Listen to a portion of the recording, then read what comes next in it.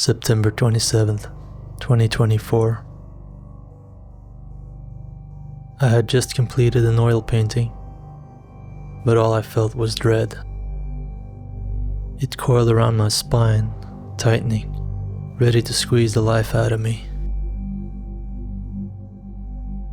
7 years, locked away in this room, trying to make it as an artist. Time relentlessly chipping at my sanity. Creating art had become a painful chore, and my heart a dying flame.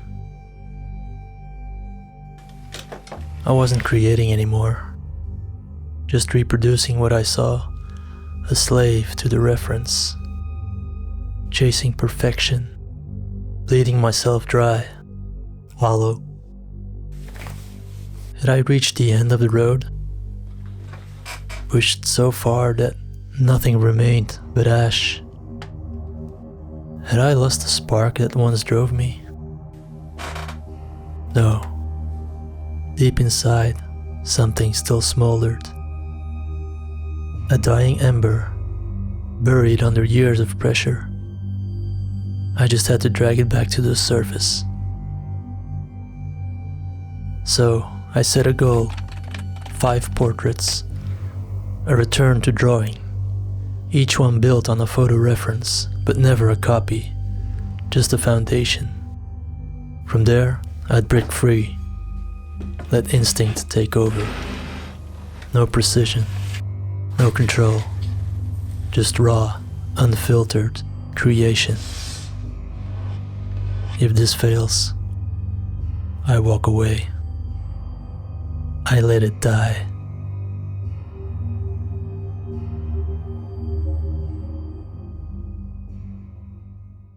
I open my reference in Photoshop and begin to lay out the basic structure of the face. The lines, red, like cuts over a rotting corpse. For this I think like a painter, vehemently searching for shapes in the chaos. As more pieces of the puzzle came together, the basic model of the head emerged, like a church rising from suffocating mist. Now it was time to bring it to paper. Unsure of myself, I start with an H pencil from the Faber-Castell 9000 design set. It's a sharp, stone-cold sword dancing on ice, leaving behind elegant silk strokes. I draw barely visible lines, knowing that mistakes will leave scars on the paper, an ugly reminder of a past filled with regret. After a soft erase, I dip a paper stump into graphite powder, attempting to block in basic values. But I fail. The powder overwhelms the paper. This is the first setback, but now is not the time to cower.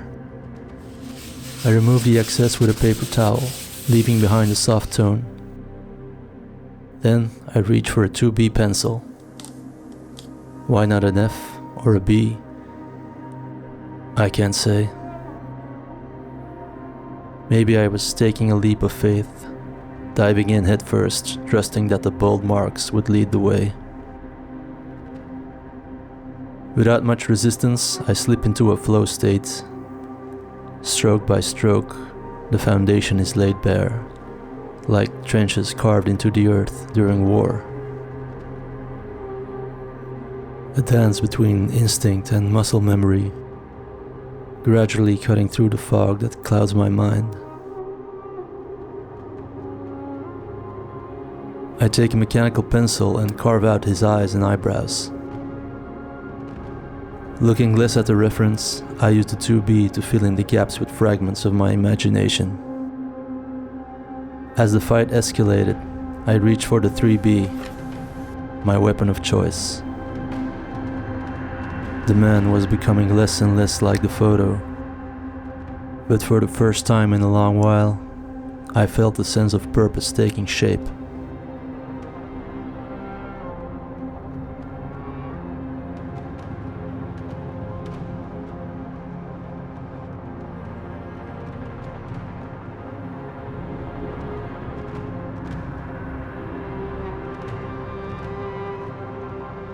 I used the Tombow Mono Zero elastomer eraser to get rid of tones that didn't belong there.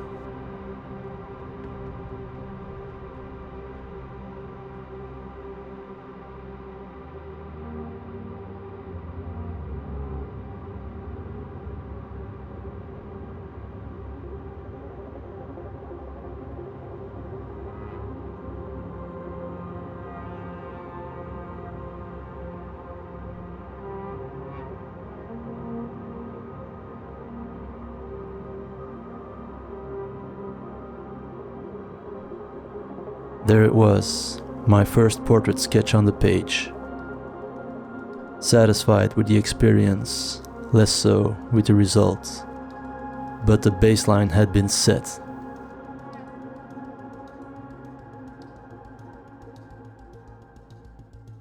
I scoured my mail reference folder, searching for a face that spoke to me. Then, one frozen frame from an old video. A fleeting moment, caught in time. Something about the angle, the interplay of shadow and light. It pulled me in. The planes and directions were unmistakable. His face read like a book. I take the H pencil from the Faber-Castell box. Lines emerge like surgical incisions. Clean. Fast. Exact. I push the demons aside and surrender to a force greater than myself, allowing it to direct my hand. The 2B catches fire. I love the feel of it. Not too hard, not too soft. Whenever a shape demands it, I feel it. I give the man pointy ears and a new haircut. My first attempt to cut the noose of rigidity that had hung around my neck for so long. No longer a copy machine, I became a creator again. The shackles of perfection beginning to crack.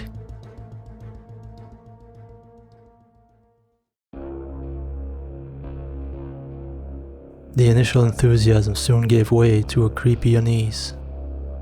So far, I had drawn 2 men, subjects I could handle. But women were different. Especially beautiful ones. One wrong line, one miscalculated pressure, and the image could twist from beauty to horror in an instant.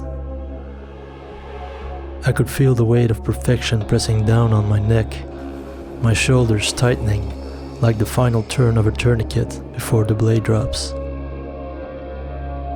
But there's no point in worrying. I had to swing and let the axe fall where it may. The rules of anatomy slip away, fading as my hand moves with growing ease. The less I think, the more fluid the lines become. But the reference still whispers, tempting me to fall back into old habits. I walk the line between freedom and the stern pull of the pendants. Fear of ruining the page grips me. 2 completed faces stare back, their silent gaze begging me not to destroy what I've already built. I must keep doubt locked behind its gates. I venture deeper into the darkness. I reach for charcoal. A shadow falls over the page. I use an old, battered number 6 oil painting brush from the Da Vinci Nova series to spread the darkness across her hair, face, and neck. My concentration starts to wane. Over the years, I've learned that taking a break isn't a cardinal sin. Creating art is like walking a tightrope. You have to know when to stop, or risk falling. At dawn, work resumed. I could have left her as she was, but she wasn't done with me yet. Patience slips away, and the artwork begins to unravel. Her eyes, once windows to her soul, now seem hollow and lost. Yet, with each stroke of tone and detail, she slowly came back to life, piece by piece, revealing a thing as beautiful as life itself.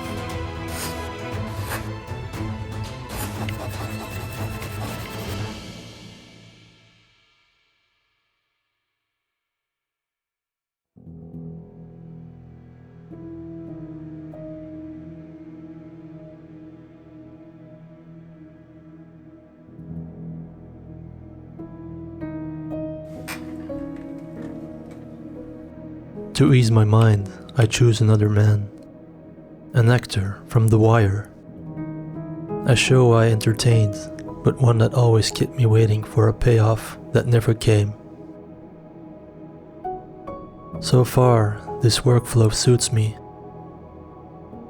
Mildly autistic, I thrive on structure, like a plan carved in stone.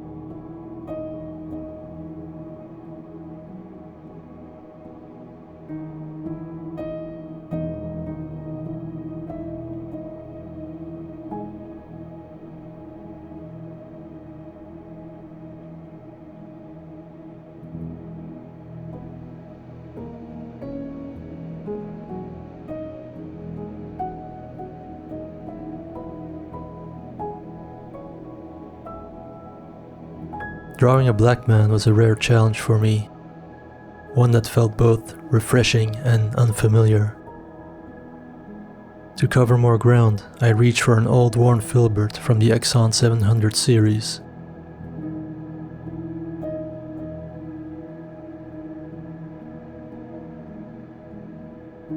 I struggled to recall the basic muscles and skeletal structure. It's been too long since I last drew.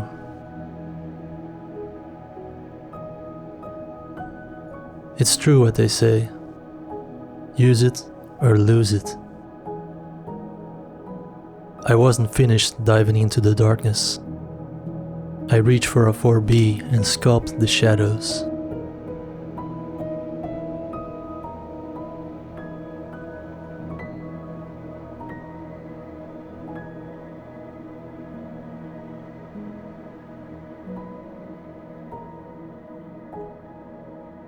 Four portraits down. So far, so good. But now, the final one awaits.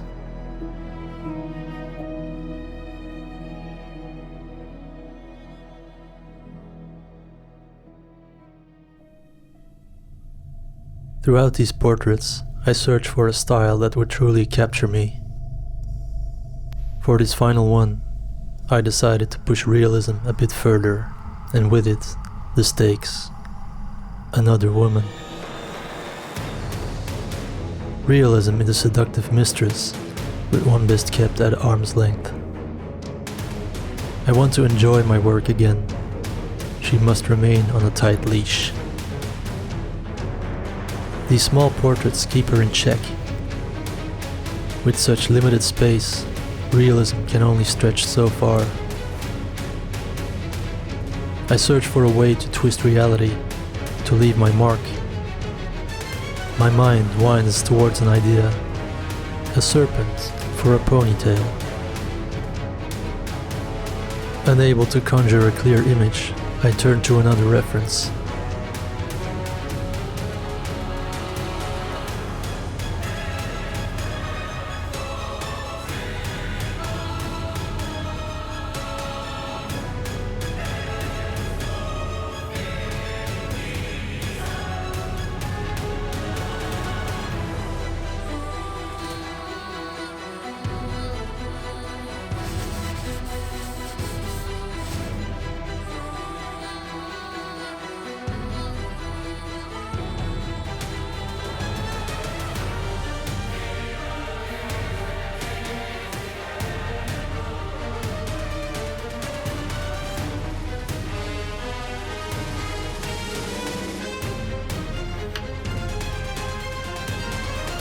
The mountain's peak looms on the horizon. I press forward, stumbling, falling, but always rising. Perfectionism reaches for me one last time, but I slip through its claws, vanishing like shadows at dawn. Like a hunted animal, I run with the wind, reaching the summit and staring down the graphite trail I forged in the bedrock.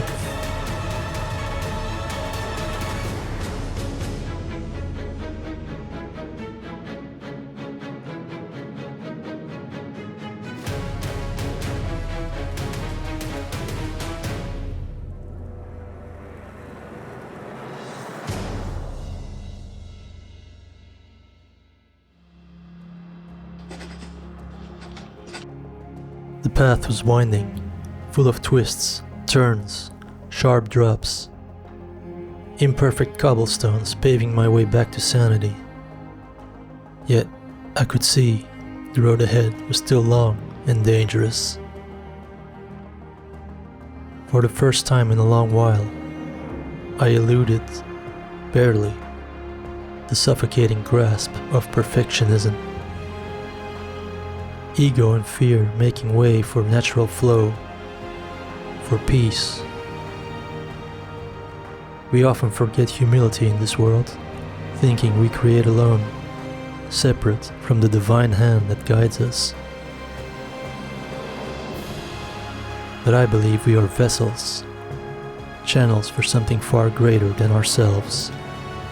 The more we surrender control, the more the faucet of divinity opens, letting the creative process flow without resistance. Yet, as we let go of control, we still hold on to something else.